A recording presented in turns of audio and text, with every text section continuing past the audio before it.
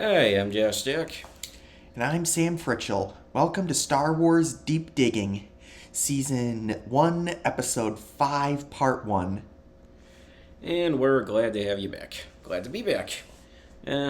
So let's just get right to it, shall we? It's been a very long time since we've done this, but now, after our break, we're back to doing episodes.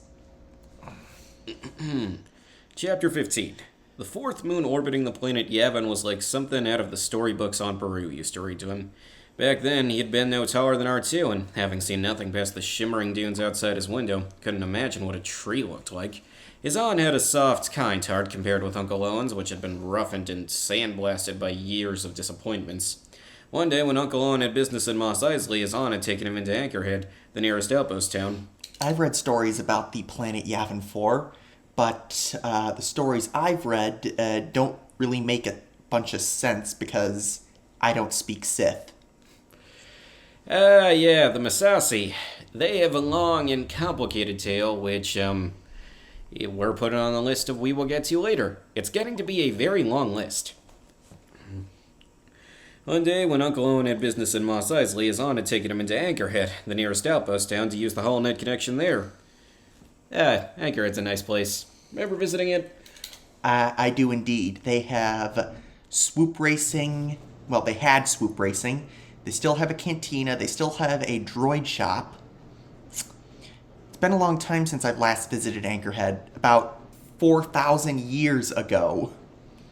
Give or take a few decades. Mostly take.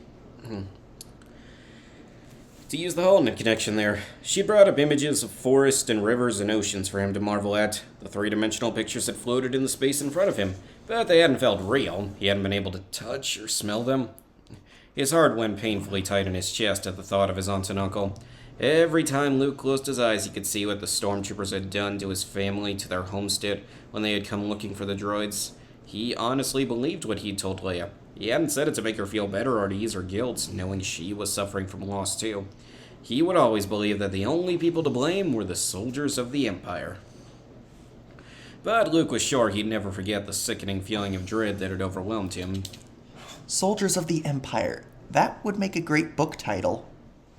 Also, wouldn't it be crazy if the stormtroopers had been framed and someone completely unrelated had killed the old Uncle Owen in Peru? Yeah, it would. Too bad that never happens. What you saw is what you got. Hey, you're the ones who said we shouldn't ease up on the inside jokes, so here you go. But Luke was sure he'd never forget the sickening feeling of dread that had overwhelmed him as he'd raced home from Ben's in his land speeder. Some part of him had known he was too late, but he'd kept hoping.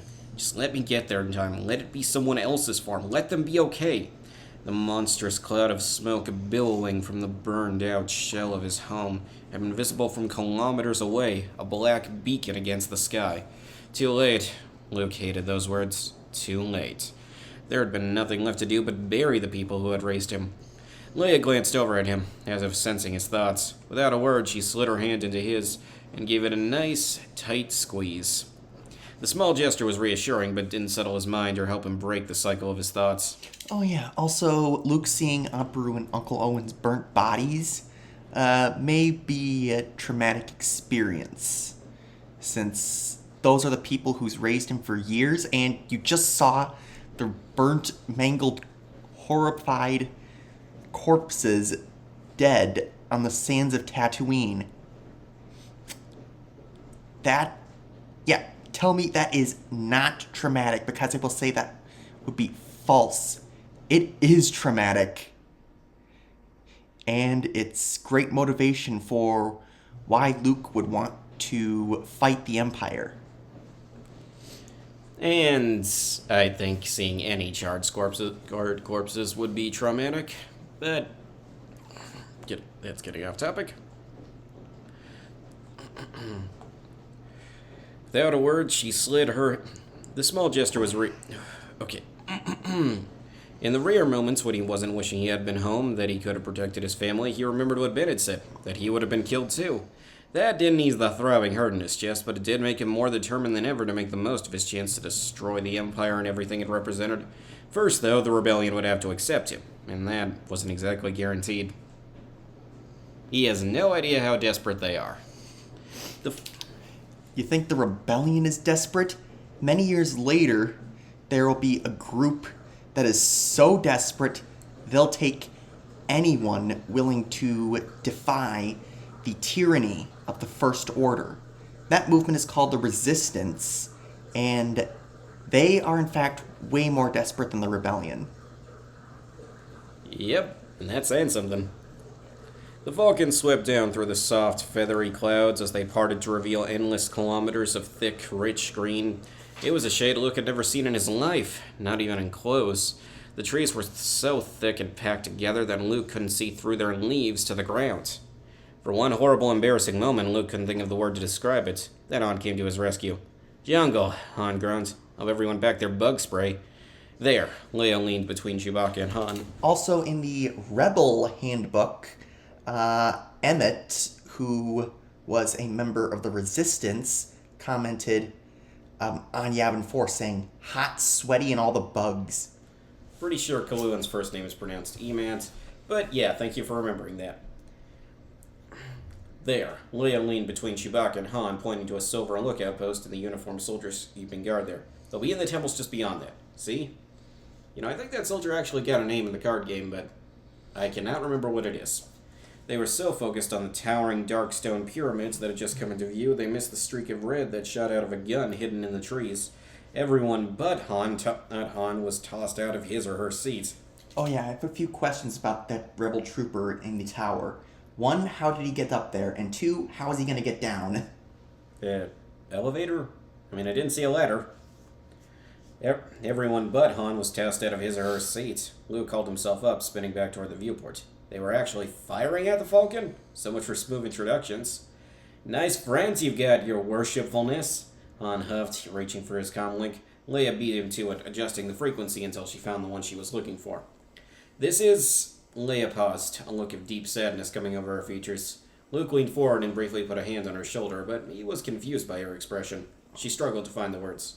"Leia Organa, authorization code Delta Alpha Nu 55, requesting permission to land." There was a split second of silence that made Luke's hands tighten around his seat's armrest. Then shouts of joy exploded from the radio, the sound too loud and messy to pick apart what any one of them were trying to say. Their growing excitement registered like a buzz in Luke's ears. "Granted," the voice that responded was deep, grave. "Use the landing pad near the Eastern Temple. We'll tow you into the hangar." "No need," Han said loudly. "We ain't staying." Really? Luke thought, rubbing his hands over his face. Han wouldn't even entertain the thought for a few hours before splitting? Maybe he just didn't understand what they were fighting for. He shared an exasperated look with Leia as she spoke to the captain through the comm. There was time to work on Han, make him see how important he could be in the fight. But first, Luke leaned back toward the viewport, resting his arms on the back of Chewbacca's chair. He was trying to absorb the jungle, the temples, the signs of power generators, and laser defenses all in one deep gulp rather than letting them warm him slowly, the way a solar panel took in the sun. Luke bit his lip, not wanting to embarrass himself by asking Leia a million questions at once, especially now when she had gone quiet and seemed lost in her thoughts. Of course, to her this setting was typical, wasn't it? She was used to being in the thick of the fight. Luke was going to have to work now to show exactly how green he really was. The leaders of the rebellion would never let him fly if they knew how small his world had been the day before. Okay, I'll stop harping on about this, but Luke... They have recruited people from much smaller worlds than yours. Play it cool, he ordered himself, leaning back in his seat. Don't think about how they probably prefer someone older with more flying time under his belt. Someone like Han, who was still acting like he didn't care if anyone in the rebellion lived or died as long as he got his credits. Luke let his frustration rise before stamping it out. He was as good a pilot as Han. He just needed the chance to prove it. That idea for Han is soon to change. The Falcon settled softly on a cleared patch of soggy mud, sinking the last few centimeters. Leia waited only long enough for Han and Chewbacca to start the shutdown procedures before she stood, smoothed her hair and dress, made her way back to the droids. Leia stood and followed her back through the ship toward the hatch. This place is something else. The Rebellion likes to use pre-existing structures on remote planets. It makes us harder to track if we can pick up and leave at any moment, Leia explained, leaning against the hatch door. Or these temples were built by the Masashi race thousands of years ago, and they're still standing. Hard to believe. Hard to believe was right. Most structures on Tatooine lasted only a few years before they were buried by dunes or blasted by sandstorms. The Masashi temples were not only built by the Masashi, but by a man, an alien man named Naga Sadao. Once again, a long and complicated story. Also, I am not buying Luke's comments at all. Stuff in Star Wars is built to last. No way they're constantly rebuilding stuff on Tatooine. Had he ever seen something so old? Luke's next question was interrupted by Han and Chewbacca coming down the ship's hull. Alright, let's get this over with, Han said, checking the straps on his holster. Looks like there's a nice welcome committee coming out to meet us. Leia put her hands on her hips. Is that why you're checking to make sure your blaster is charged? Why don't you wait here and all of the money brought over to you? That way you don't have to waste any more of your precious time with our lost cause. Luke was surprised to see that Han glanced over at him, frowning before responding. I'd like to check the place and make sure that, well, can't a guy protect his investment? I want to see the money loaded myself. Fine, anything to get you moving faster, Leia said, hitting the button for the hatch. For a moment, Luke was afraid she'd jump down into the mud just to get away from the captain, instead of waiting for the boarding ramp to deploy. Have we arrived, Master Luke? 3PO shuffled up behind him, R2 repeating the question on a low pattern of beeps. We sure have, Luke said, resting a hand on R2's domed head and looking down at the little droid. Didn't think you'd make it, did you? Safe haven at last, 3PO cried. Yeah, we'll see about that, Han muttered, waving Luke and the droids forward. These temples took one strong gust of wind away from crumbling into dust. And Han thought Luke was overly critical. Luke stepped out of the cool, atmosphere-controlled ship and into a wall of moisture and heat. The air actually clung to his skin, climbing up his arms and neck like the thick green vines on on the temples. By the time he made it down the ramp, his tunic was sticking to his shoulders and back as if he'd run a mile under the scorching sun. Makes you miss the dry heat back home, huh? Han said. No, Luke said. I'd never miss that place, not for anything. 2 transport speeders were parked a short distance from the ship. At the sight of Leia striding toward them, a man jumped out. Your Highness, thank the heavens! It's good to see you, Leia said when Luke and the others had cut up. But time is of the essence. We need... Luke's comment of, no, I wouldn't miss that place, not for anything, sounds awfully familiar, but I can't put my finger on it. It's good to see you, Leia said, when Luke and the others had cut up. But time is of the essence. We need to download the information off that astromech droid. Where's Commander Willard? Fun fact, Commander Willard's first name is Hyuk. Like the sound Goofy makes. Waiting for you inside the Great Temple.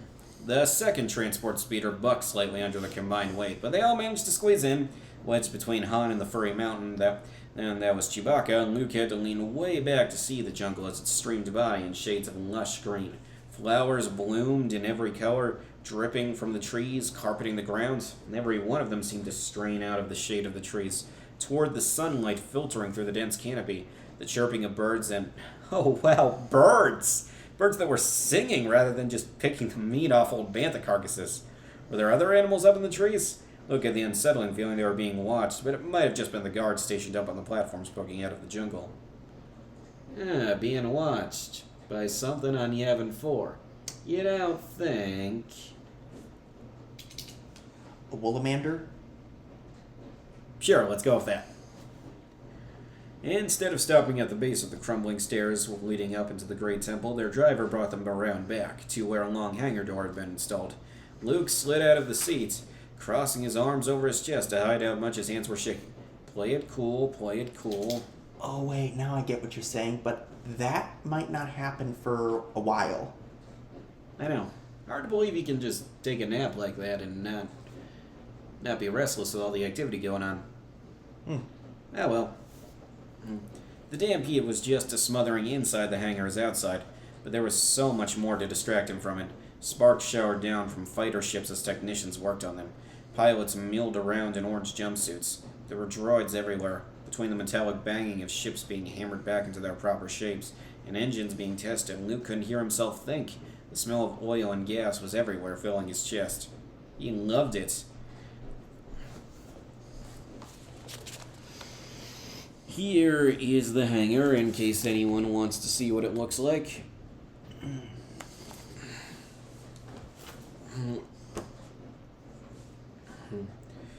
It was everything he had pictured, and still it was also somehow more. Now Luke had to keep his arms crossed over his chest just to stop himself from bolting over to the cluster of men and women in orange jumpsuits, weaving through the towering fighter ships. They were incredible pieces of work, and they'd clearly been banged up a bit in past fights, which only made them more beautiful in Luke's eyes. That one, he thought, passing a ship with a long body and 4 laser cannons mounted on its wings. That one's going to be mine. Alternate universe where Luke picks a Y-Wing instead. Ben was right. There had to be some kind of bigger force at work guiding his life, because if he'd gone off and entered the academy, he wouldn't be there now. And where he was, that felt right. Okay. Wait, if Luke picks a Y-Wing, wouldn't that make his call sign Gold 5?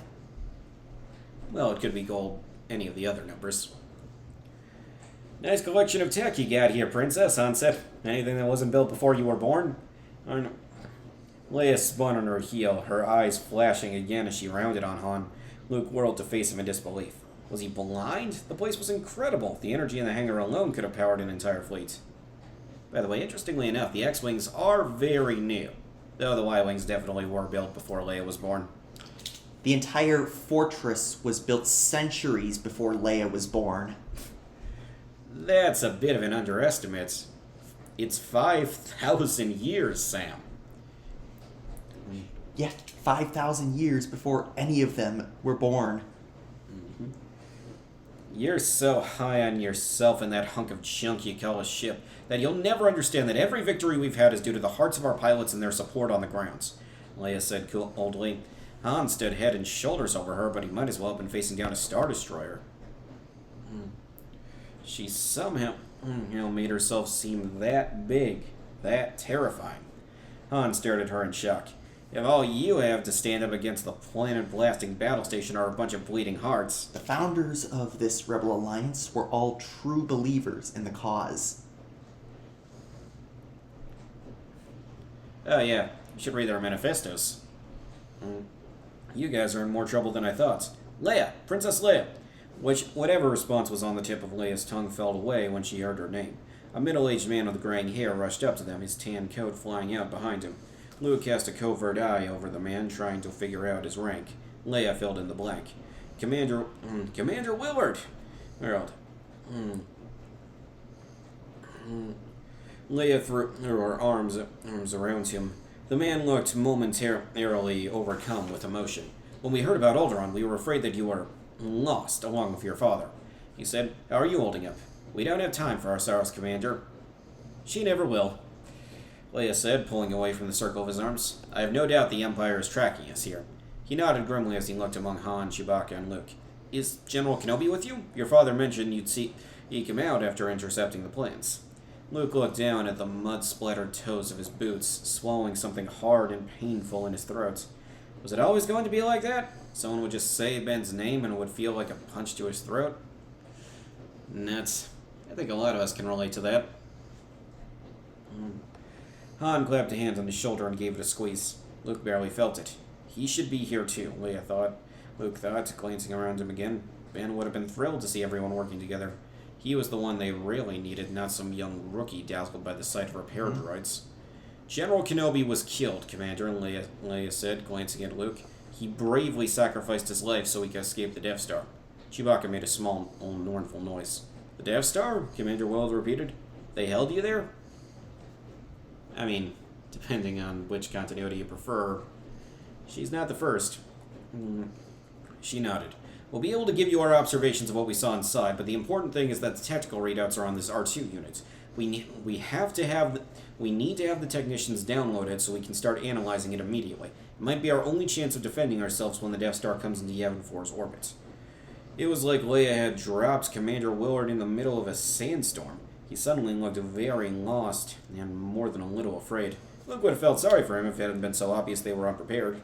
The Death Star reminds me of when the rebellion was first formed, when the rebel leaders were captured and held captive aboard that space station, when he came, when he single-handedly fought the Emperor and Vader, when he gave his life so that they could form a rebellion in his name. We'll get to the Force Unleashed novelizations one day, but we got a long list of books to go through before then. Yes, they had ships, and pilots too, by the look of it. All they seemed to be lacking was faith. We're badly unprepared for battle, Your Highness. Perhaps we should evacuate instead. Here, Commander Ward motioned to 2 nearby technicians. Take this droid into the command center and download any information he has about the Death Star. The 2 women accompanied the droid away, as Commander Lord led the group farther into the temple. Sorry, just 2 technicians. I just can't help but thinking of Phineas and Ferb. I know, we should blame Jar Jar. Jar Jar's been dead for a few years. Wait, no he hasn't. He always survives past the events of the original trilogy, regardless of continuity. Oh, yeah. But wait, wasn't that the line in the... They said retired, not dead. Retired. Jar Jar's been retired for a long time. Not by choice, though. Luke was jostled as streams of rebels pushed up and down the hall around them, all of them in a hurry to get somewhere. He wanted to go where they were going. He wanted to get to work and stop standing around arguing. There isn't time, Leia said. Commander, if we fail to stop the Death Star now, other planets will be annihilated. I understand that, but we're short-staffed on pilots trained or otherwise. Leia looked right at Luke. Well, you have at least one more right here, she said, motioning toward him. Luke was so shocked at how quickly the topic had come up, he almost choked on his own spit. He practically shouted, "Yes, I can fly!" A crop duster, maybe, Han scuffed. But one of these snub fighters? Anyone else think it weird that they used the term snub fighters in this movie and never again? Start. I don't know. Yeah, I do find it weird. Starfighter just sounds so much better. Luke turned toward Han, glaring. So what? The fight against the TIE fighters hadn't proven he could handle himself in battle? Or that he was at least a fast learner? Luke knew the hardest part of getting in the cockpit would be convincing everyone else he was ready for it, but for some reason he'd expected Han to believe in him. Chewbacca shoved at Han's shoulder, but the captain ignored it. He's fast on his feet and has amazing reflexes, Leia insisted. He mounted the rescue for me in a matter of moments, and... She turned back to Luke.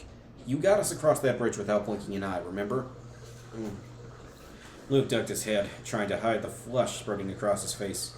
While they were on the Death Star, after they had been separated from Han, he had managed to lead Leia right into some kind of large air shaft. The bridge had already been retracted, the controls blasted out by laser rifle fire, creating a distance between the 2 doors that was too far to jump. Luke had hooked some of the rope from his utility belt to one of the rafters, said a little prayer, and swung them both across. Prayer? Who was he praying to? The Force? I don't recall him giving a little prayer after they swooped across the chasm. Yeah, it was probably before. We wouldn't have gotten off the Death Star if Han and Chewbacca hadn't been there to help, Luke said, rubbing the back of his neck. I didn't do it alone. Han? Commander Willard looked confused. Oh, the captain here. Yeah, Han said. The captain. A real pleasure to meet you and all, but I'm going to skip ahead in this story to the finale. I was hired by Luke and this General Kenobi to bring them to Alderaan, and promised a reward for bringing everyone here. I have no interest in your revolution, just in getting what I'm owed. I believe the number was 17,000 credits. No, it wasn't, Han. You've already got the 2,000. It was 15,000. How does Luke not remember? Well, actually, I think Han is trying to scam the rebellion into giving him a little extra. So not only can he pay off Jabba, but he has a little left over. Yeah, that sounds like something Han would do. Commander Willard's skin went a chalky white. Han! Luke could have throttled him for being so rude. He really couldn't wait a few hours to bring up money. We don't keep that sort of money lying around, Commander Willard said. And we need every cent to keep up our operations. He could have just told Han, sorry, we can't, we're broke. Yep. I'm willing to accept the amount in precious metals if you don't have the credits on hand. Han probably would have responded with that if they said broke. Han said, crossing his arms on his chest. Come on, pal, you don't want to get on word to get around that the rebellion can't honor their debts, do you? No one would be willing to do business with you. This is actually an adaptation of another radio drama scene, only Han was a lot less nice about it there. We do, but Commander Willard looked at Leia again, clearly confused. He'd been expecting an ally, if Luke had to guess, another new recruit. Luke was surprised at how bitter his own disappointment tasted. Some part of him had hoped that Han would change his mind when he saw what the rebels were up against. But there was still time to try to convince him. Luke couldn't understand a word of what Chewbacca said to Han next, but the past day had taught him to read the Wookiee's moods by his tone and expression. And Luke thought he might actually have an ally in Han's co-pilots. Give him whatever he wants, Leia said stiffly. The look she shot Han could have incinerated half the Death Star. The sooner he gets it, the sooner he's gone. That was exactly what Luke was afraid of. Chapter 16. Luke hadn't really expected them just to assign him one of their fighters. X-Wings they were called because of the way their wings were situated on either side of the cockpit, but he also hadn't expected a full-fledged test. By the way, the only reason one of the fighters is available is, I think, because the pilot took sick. Can't remember which pilot that was. Wasn't that pilot in the sick bay with measles? Jal T. Niev. R.I.P. You said you have some piloting experience? The technician accompanying Luke seemed irritated to have been pulled away from his work. He hadn't even had a moment to wipe the grease from his face before striding over at Commander Willard's order.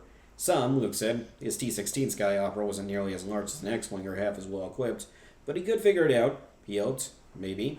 Yes, he thought, forcing himself to stand up straighter. Yes, you can figure it out. Nothing to it, just try. Well, we're sending our pilots who barely know how to use the joystick to steer, so you can't be that much of a lost cause. That was not reassuring. Luke mopped at the sweat collecting on the back of his neck. Maybe Han was right and the situation was a lot more desperate than Luke had thought. Are you running the test? Luke asked. No, I just set it up. One of the Red Squadron, those would be the X-Wing pilots, bunch of hotshots and quick triggers, will come over and oversee your test. Luke nodded, his nerves trilling inside his stomach. He needed to get a grip. The simulator was tucked away in one of the far corners of the hangar. It looked like the interior of an X-Wing cockpit had been lifted out of its shell and hooked up to a large monitor. Luke's heart about jumped out of his chest with excitement at the sight. A chart had been strung up on the wall beside it. And it's a list of names, the pilots, Luke realized, and their scores on the simulator. A small table and computer had been set up nearby. A dark-haired man wearing a rumpled orange jumpsuit was bent over the table, studying something on the screen. Wedge, the technician called. Here's your new recruit. When the pilot turned around, Luke stopped in his tracks. He had been painfully aware of how young he was compared with the middle-aged pilots hanging around the ships watching him pass. This pilot looked even younger than he was. Is Wedge? Maybe. I'm not sure. I'll have to check that later. Now, interestingly enough, this is another adaptation of a radio drama scene, only there, Biggs was the one who was trading Luke. I think Wedge is slightly older.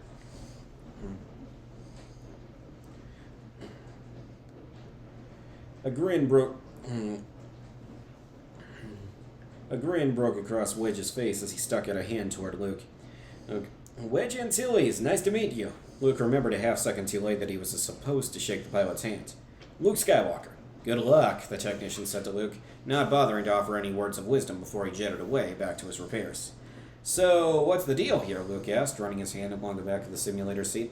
How do I pass? Eager to get up into the stars, huh? I know that feeling. Luke didn't doubt for a second that Wedge did. He felt himself relax, but couldn't tear his eyes away from the machine. The simulator is set to full combat mode. There's no passing, not exactly, Wedge said, leaning back against the table. The computer right here will measure things like your response time, your shooting accuracy, and, how long you manage to stay in the flight before being shot down.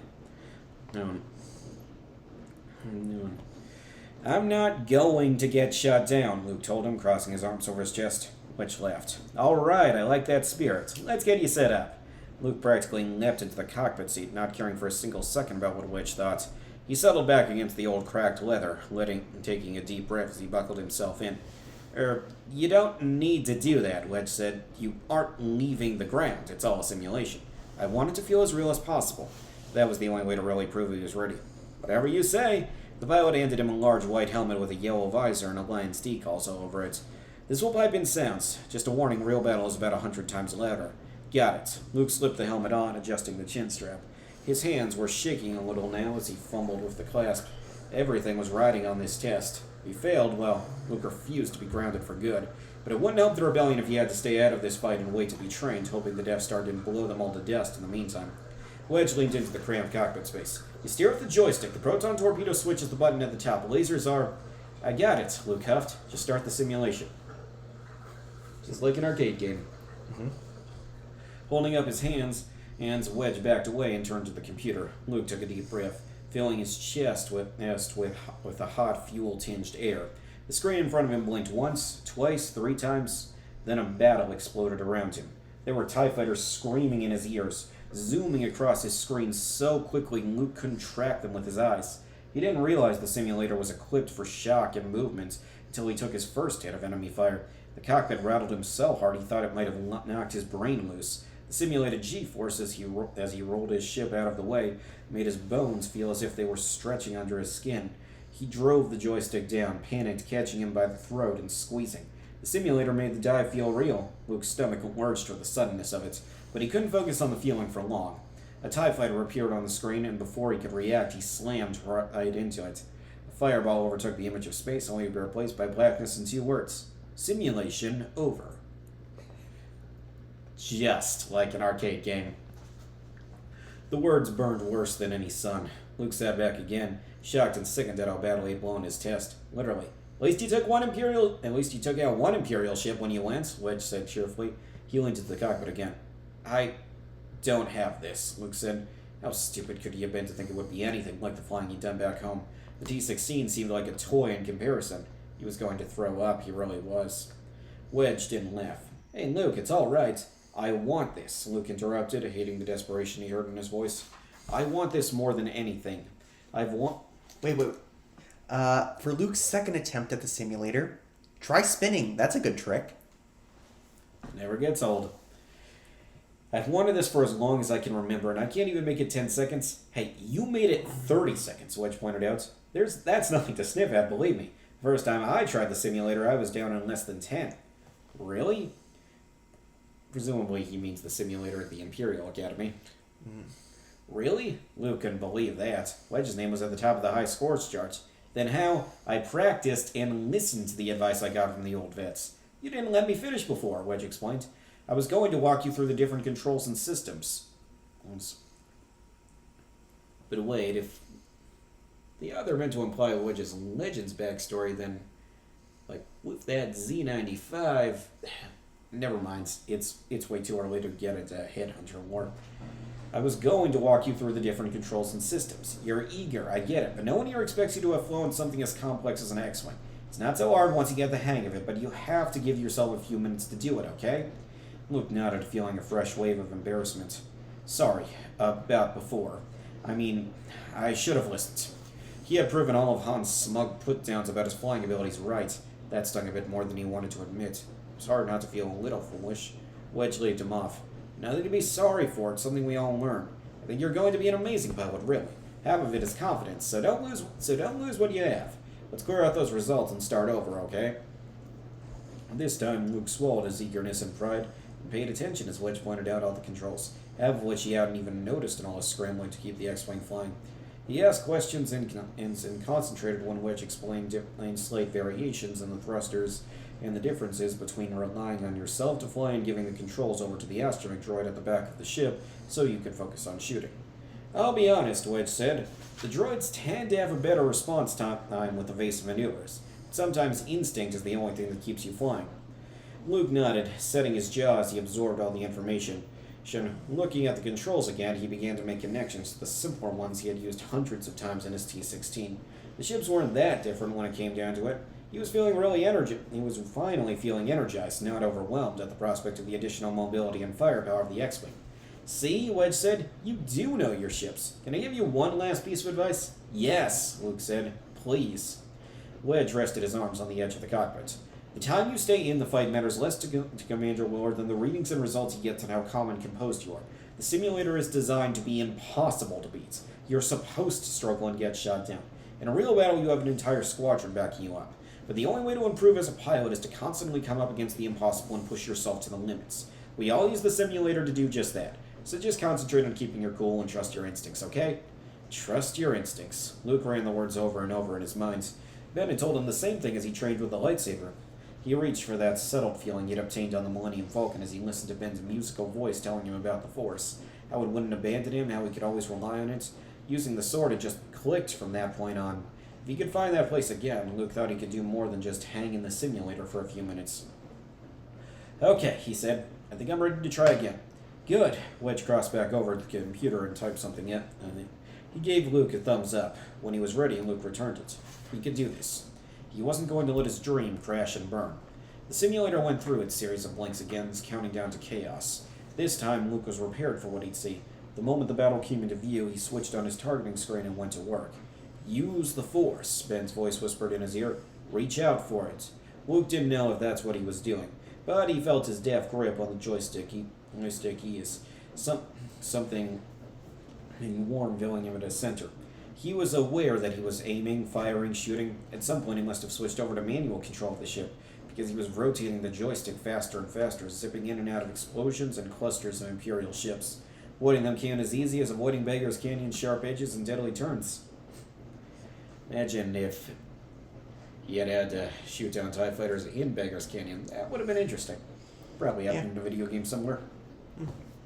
The cockpit rattled around him as he took some fire, but he rolled the ship, a feeling of exhilaration, of total lightness, lifting him higher and higher and higher until he felt almost giddy. It was how he felt the first time he successfully threaded the spindle of rock, the stone needle, back in Beggar's Canyon. Another thing that was established in the radio drama and got brought back in Shadows of the Empire, of all things. He clicked into the moments. All too soon, he saw how the simulator had been rigged against the user. For every TIE fighter he shot down, 2 more appeared. Soon it became just a matter of numbers. Not even the most skilled pilot could have lasted long against 40 enemy ships. Simulation over. Speaking of arcade games, you think if he had just kept going forever, he could have found a way to break the simulator? Yes. Adrenaline left his body, thrumming in his veins, even after he removed his helmet and sat back. He was dimly aware of a sound to his left, clapping. Wedge and 3 other pilots in orange jumpsuits were hooting and cheering for him. Incredible, one of them said, helping Luke down out of the cockpit. You beat Wedge's record. Luke flushed again. Sorry about that. Don't be sorry, Wedge said. Stars, I'm just glad you're on our side. What did I tell you, kid? You're a natural. I mean, Wedge is still technically better because he didn't have the Force. His body was trembling a little, late catching up to the strain that he'd subjected it to in trying to keep up with the pace of the simulator. The fatigue felt weirdly good. It meant he'd done something right and gone out loud in the process. Only because you helped me, he replied. When you write your autobiography, be sure to include that, okay? I owe everything to Wedge Antilles. Meanwhile, Wedge's autobiography is going to include a lot of, oh yes, I knew Luke Skywalker. Wedge and the other pilots laughed. One of them wrote Luke's name at the top of the score chart, and Luke felt pride wash over him. But he wouldn't let himself celebrate yet. He wrung his hands in front of him, looking among their faces. Do you think I passed? One of the older pilots, his hair flecked with gray, looked at Luke, eyes shining. Commander Willard will review the results, but I think it's safe to start fitting you for a jumpsuit. That is, if you still want to join our squadron. Luke thought his heart might explode in his chest. He kept his arms pressed tightly around his sides to stop himself from throwing them around the other pilot. There's nothing I want more. Chapter 17. Between getting Commander Willard's official okay to flight and finding himself a flight suit and helmet, there wasn't time for Luke to find Leia or Han and tell them the good news. Pilots from both squadrons, red and gold, were summoned to the large war room for a briefing. So yeah, I've heard stories of other squadrons at Yavin, Gray Squadron, Green Squadron, Blue Squadron, but I'm pretty sure they're not canon. Luke figured they must have already gone through the tactical readouts on R2-D2, and he told Wedge as much as they entered the enormous briefing area. Luke had been schooled at home by his very patient aunt, and therefore had never been inside a classroom, but he imagined that the war room was set up the way a lecture hall might be. Rows of seats led down to a large electronic wall display, where Commander Willard stood with another man Luke didn't recognize. It felt very formal, official in a way that made Luke walk a little taller, push his shoulders back. He didn't stand out as a rookie as much as he thought he did. Every now and then a new pair of eyes would drift over, and he'd feel himself being sized up. I just have to prove myself to them, too, Luke thought. That's General Dodonna, Wedge said as he led Luke through a line of feet and legs to get to 2 empty seats at the center of the row. He's a brilliant tactician. He was so good in his service to the Empire that they picked him to be one of the first captains of a Star Destroyer. Got it, Luke said. Another thought occurred to him. Was most of the Alliance in the Imperial forces at some point? Wedge set his mouth in a tight one. Not everyone. Some of us joined to right the wrongs they inflicted on us and the people we love. Okay, now the fact that it's explicitly Wedge that Luke is talking to in this scene is going to be important later. Hmm. Ah. Ah, I see. Next book. Yes. Luke let the subject drop, knowing that poking at exposed wiring never got you anything but shocked and burned. He scanned the room, his ears picking up on snippets of quiet conversations. His back went straighter as Leia and a small group of older men entered and took seats near the projector screen. Luke tried to catch her attention, but the princess was so focused on her conversation with the older gentleman to her right she didn't look up. The murmuring dropped into silence as General Dodonna stepped up to a small podium, and the screen behind him flashed to life. Looming large, sketched out in lines with the tactical blueprint of the Death Star. Wow, Wedge said. Is that thing as big as I think it is? It's bigger, Luke said quietly. Sometimes he had a hard time wrapping his head around just how enormous the battle station was. Welcome, everyone. I'll get right to the point, General Dodonna said. We have analyzed the plans provided by Princess Leia and believe we have developed a strategy for destroying the battle station known as the Death Star. Luke leaned forward in his seat, hands clasped. In the Imperial Handbook, General Ryken explained that if the Empire built more instead of bigger, then if the Empire built smarter and more instead of bigger, then the rebellion might not have stood a chance.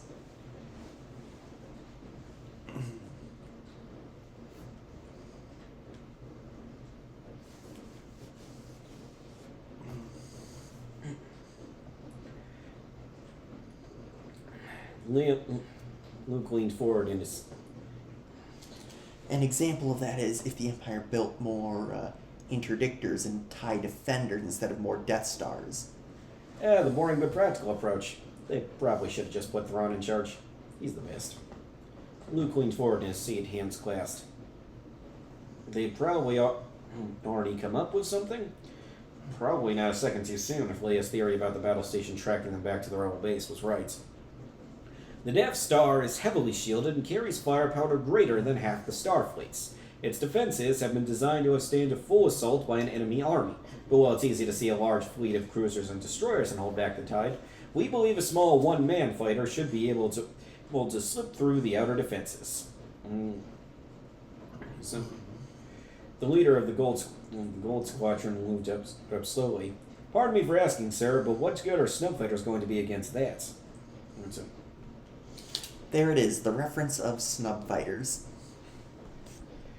I'm getting to that, General Dodonna said, clicking through to the next slide. The new schematic showed a cross-section of the Death Star. The approach will not be easy. Pilots will need to maneuver straight down this trench and skim the surface of the battle station until you reach this point. Why that point, Luke wondered. Looks like any other part of the surface. The target area is only 2 meters wide. It's a small thermal exhaust port right below the main port. The shaft leads directly to the reactor system.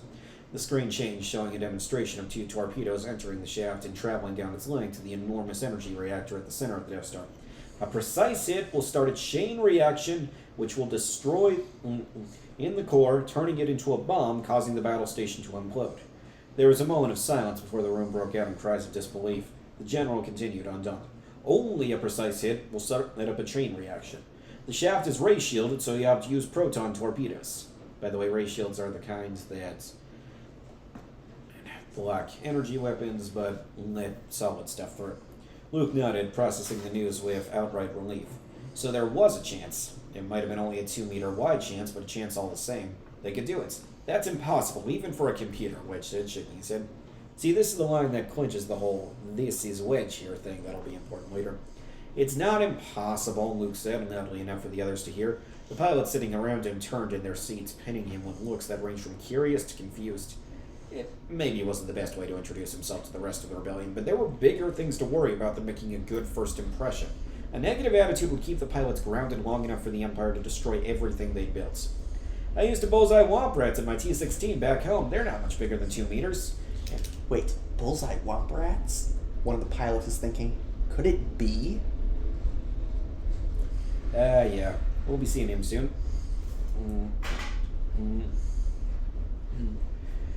There, and I didn't have any kind of targeting programs. We can do this. Well, better than a few centimeters, right? Wedge said. The pilots around him nodded. Come on, Luke said, smiling. I was doing that when I was 13. You guys have decades of experience behind you, right? Prove it. Garvin you can just call him Dave. The leader of the Red Squadron laughed. That's true. Can't let a kid show us up, can we? Luke turned back to General Dodonna, who was studying him from the front of the room. Beside the General, Leia was smiling, her hands clasped in front of her. The tone of the murmurs around Luke shifted, rising on a small bubble of optimism. Good old Luke, beacon of hope as always. We've received reports that the Death Star will enter the system within the next 20 minutes, General Dodonna said. Man your ships and prepare to deploy immediately. Good luck. That's our cue, Wedge said, standing. You ready? Yeah. Luke searched over the heads of the other pilots from Leia. She had already slipped out of the room. Back to the command center? There was still time to seek her out for a goodbye, but the flow of energy and bodies out of the room was carrying him straight back to the hangar. He let himself go with it, the hum of anxious excitement from the others feeding his own. Luke was nearly bouncing in his boots by the time he met up with C-3PO and R2-D2. Master Luke, the prodigal droid cried. Is it true R2 will be accompanying you? That's all right with R2, Luke said, grinning. The little droid's head spun around as he squealed, lights flashing. I'll take that as a yes. But nothing could have brought Luke's mood crashing down faster than seeing Han and Chewbacca loading small boxes onto the Millennium Falcon. Their reward, payment the rebellion could hardly afford to lose. As they worked, they ignored everything happening around them, including the dirty glances the pilots were shooting their way. All flight troops, man your station. The announcement faded under the hustle and bustle of the technicians and flight crews running around. All flight troops, man your stations. Pretty sure in the movie it was all pilots, man your stations. But, yeah, that guy had a weird accent. Luke pushed his way through the workers, dodging the carts and transports zigzagging around him. It was stupid to feel so crushed at the thought of Han leaving, but Luke had already lost so many people over the previous few days. Luke had just wanted his friend to see what Luke had seen in him. So, you got your reward and you're just leaving? Luke called, trying to keep the hurt out of his voice. He had never expected Han to stay for him, exactly, but how could Han leave seeing what the rebellion was up against? That's right, yeah, I got some old debts I've got to pay off this stuff. Even if I didn't, you don't think I'd be fool enough to stick around here, do you? Luke shook his head.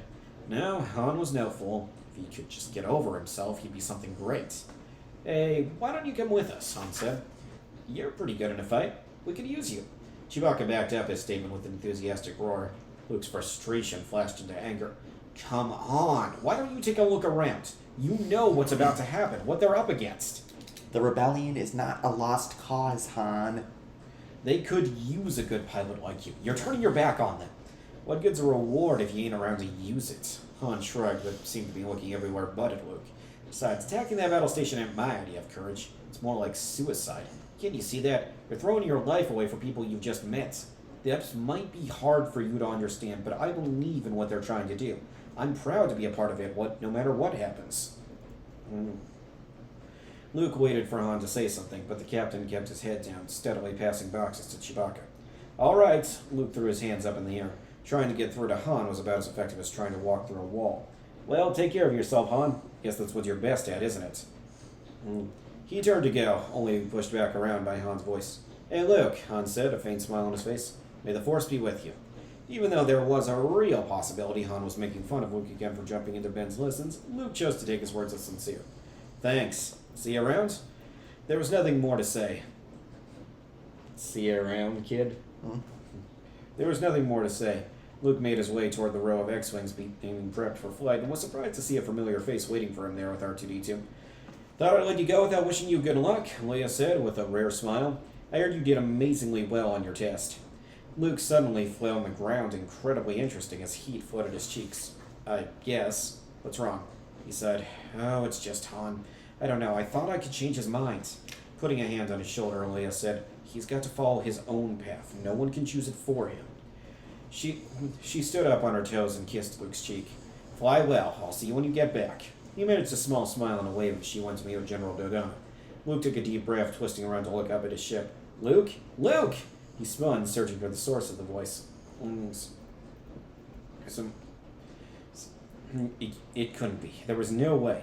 Biggs Darklighter, his best friend, came barreling across the hangar toward him. He burst into thrilled laughter at the sight of Luke staring at him dumbstruck. Luke, I don't believe it! How'd you get here? I was out on patrol. Wait, are you going out with us? Luke accepted his enthusiastic hug and returned it with on his own. He should have known. Short time before Luke's life had been upended, Biggs had made a surprise visit back to Tatooine from the Imperial Academy, stopping by to see his friends at Anchorage. Okay, so once again, we're not told how long that was. Could have been a few months, maybe almost a year. Luke couldn't lie. He had been jealous of Biggs when he escaped Tatooine for the Academy.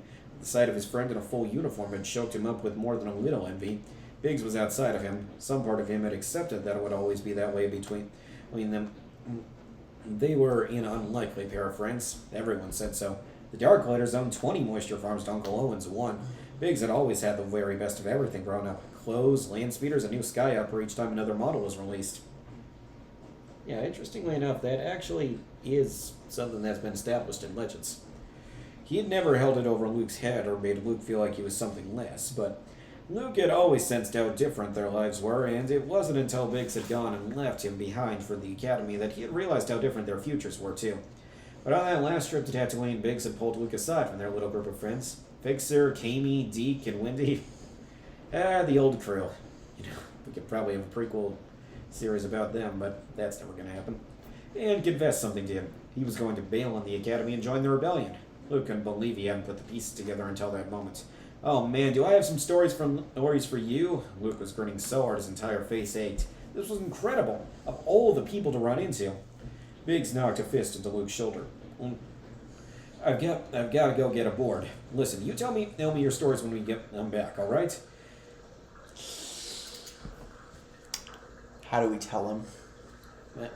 And they skipped the scene with Dave. Too bad. I like the part where Dave mentions he knew Anakin. Biggs started jogging for a nearby X-Wing. I told you I'd make it someday, Biggs, Luke called after him. His friend held his arms up in the air, echoing the triumph Luke felt.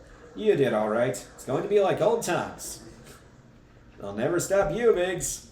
Luke gripped the header of his ship, starting the short climb up. His heart was racing like crazy, the way it had each time his skyhopper had clipped a wing passing through the narrow canyon. The crew chief had to wave his arms to get Luke's attention. This R2 unit of yours seems a bit beat up, the man called, gesturing to where the droid was being lifted into the socket at the back of the ship. Do you want a new one? Not on your life, Luke shouted back, swinging his legs into the cockpit. That little droid and I have been through a lot together. He switched on the comlink to the droid. You okay back there, R2? The cheerful whistling he got in response was enough to make him grin again as he clipped his helmet on. The glass and metal canopy was lowered over him and sealed into place. Fiddling with his heavy leather gloves, Luke watched the last gasp of activity below. As he went through the ignition sequence, a soft, familiar voice whispered in his ear, Luke, the Force will be with you. He just about jumped out of his skin in surprise. That was it. It was like on the Death Star. That was Ben's voice. No, that was his mind playing games with him. Ghost.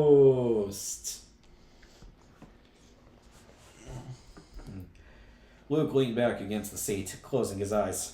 It was happening. It was all finally happening. He had R2 at his back, he had Wedge's lessons, and now he had Biggs out there flying with him. He was ready. Chapter 18. They shot up through the atmosphere, winging into space in a tight formation. The Y-Wings fanned out around Luke's squad as they rounded Yavin 4 and came face to face with the Death Star. Whoa! Luke couldn't tell which pilot it had let his eyes slip, and Luke didn't blame him. The first time he'd seen the battle station, his insides had twisted into tiny little knots. Now he just felt like he was soaring and was chasing the feeling full throttle. The X-Wing was nothing like flying a Skyhopper or the simulator. All wings report in, Red Leader called. They moved down the roster. Biggs chimed in as Red 3, Wedge as Red 2. Red 5 standing by, Luke said when it was his turn. Lock S foils in attack position, Red Leader said. By the way, the leaders are technically the ones, but nobody ever says Red 1.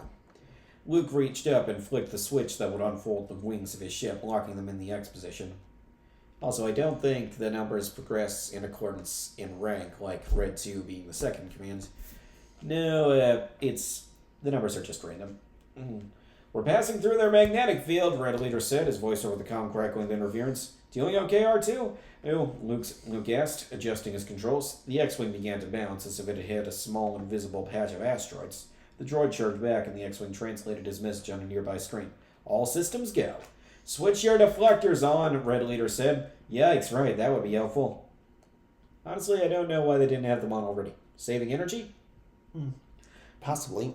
Luke quickly did as he was told, glancing up through the canopy. Half the Death Star was shadowed by the planet Yavin, the other half illuminated by the soft glow of the nearby sun. What about the gas giants? Yeah, what about the gas giant?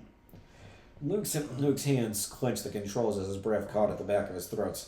They were closer, and Luke could make out the thousands of tiny structures lining the battle station's surface, the twinkling lights on the different control stations and towers.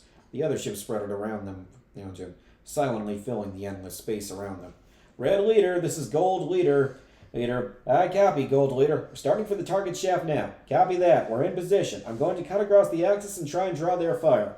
Two groups of fighters peeled off from the others. Luke steered his ship down toward the Death Star, following his squadron into a sun spray of laser fire from one of the space station's surface-mounted cannons. Heavy fire, Wedge reported. I see it, the Red Leader said. Stay low, everyone. Alright, so here we have an X-Wing and a turbo laser. I think you can figure out which is which. There was a system to the attack. Who would take the first shot at the exhaust port, who would fall in line behind if the pilot couldn't finish his or her run.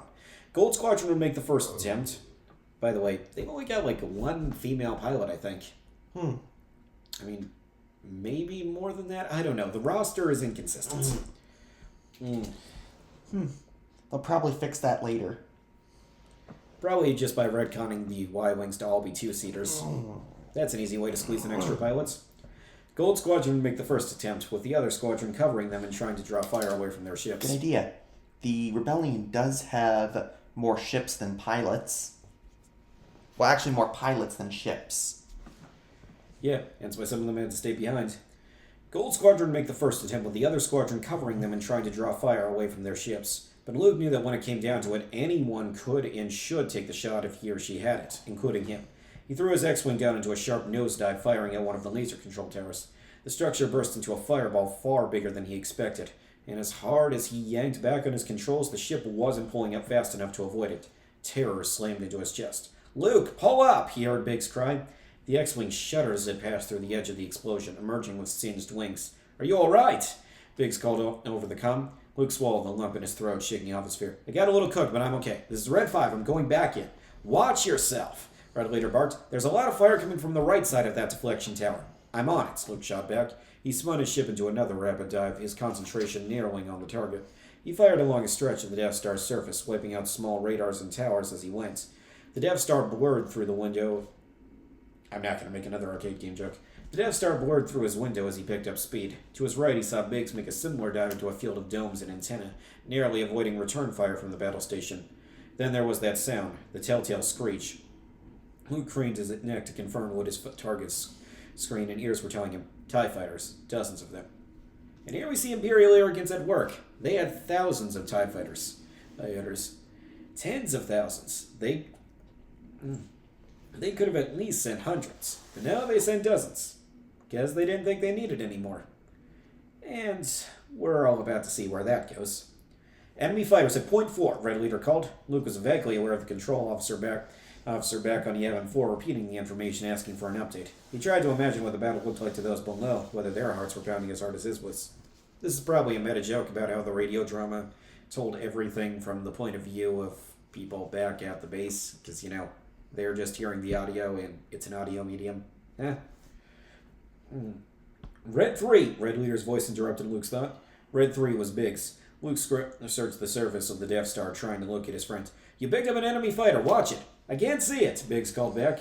"Where is he?" Luke saw the TIE fighter on his friend's tail just as Biggs dropped closer to the surface. "He's on me tight. I can't shake him. I can't shake him." Biggs changed directions so quickly, and Luke found himself flying upside down for half the dive to reach his friends. "Hang on, Biggs. I'm coming in." Luke glanced over his shoulder at his astromech. "I need more speed, R2. Whatever the droid did, it gave him another burst of power. When Luke had the TIE fighter in range, he didn't hesitate. He blew it into 1,000 pieces, scattering the enemy ship to the stars. "Got it!" Instead of relief, Biggs just sounded more panicked. "Pull in! Luke, pull in! Watch your back, Red 5, Wedge chimed in. "There's a fighter above you, coming in." In a move that would have broken his Skyhopper in half, Luke forced his X-Wing into a steep climb. And here we see him doing that. His ship's tail got a wallop of a blast from the TIE fighter, but he didn't lose control. "Status," Red Leader called. "I'm hit, but not bad," Luke said. There was another sudden explosion behind him as a TIE fighter he hadn't seen was sent crashing into the Death Star. He caught a glimpse of Wedge's face through his canopy. "Thanks, Wedge," he said, shaken. "No problem." "More enemy fighters coming in," Gold Leader reported. "We're making our run." "Copy that," Red Leader said. Okay, everyone. The Battle of Yavin goes on for a little while, so how about we just finish it up next episode? Indeed. In fact, we're probably only 2 episodes away, well, 2 episodes after this, away from finishing it. One episode, one wrap up. The wrap-up will probably include some of the epilogue, because I don't think we'll be able to finish the entirety of the book next episode. I mean, we might. Either way, we are definitely doing the wrap-up.